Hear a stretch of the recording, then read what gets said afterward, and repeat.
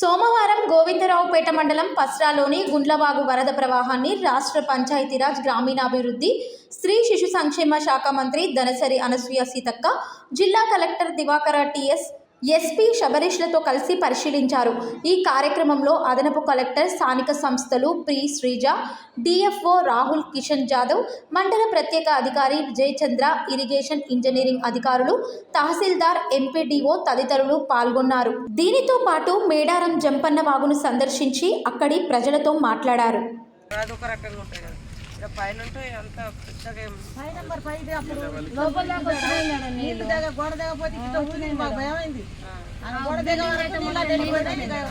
ఇప్పుడైతే రాత్రి మగళ్ళు పోలీసులు కానీ కలెక్టర్ వాళ్ళ సిబ్బంది కానీ ఎప్పుడు కాపులో పెట్టుకున్నాము.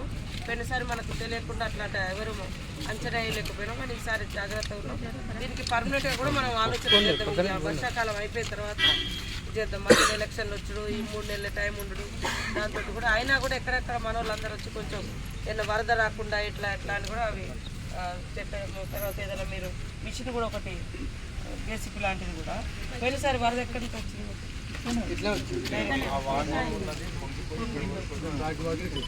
మేడం.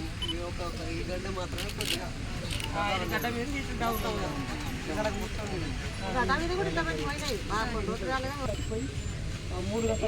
డౌన్ డౌన్లోనే తీసేయాలంటే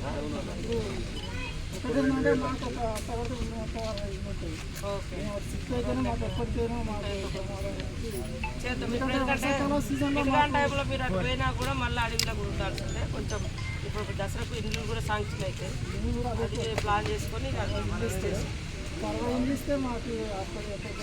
మనకి ఇప్పుడు క్రాప్ లోన్లు అన్నీ అందరికీ మాకు మనకైతే చేయాలి మేడం. ఎందుకంటే ఇప్పుడేమంటారు 2018 నుండి 2023 వరకు లేదనేది కూడా కారణం.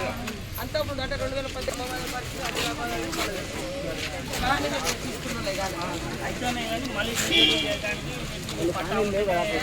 పాని మీద మనం జాగ్రత్త ఉండు. దసరా తర్వాత అన్ని ఇళ్ళ స్థలాలది క్లియర్ చేసి తప్పకుండా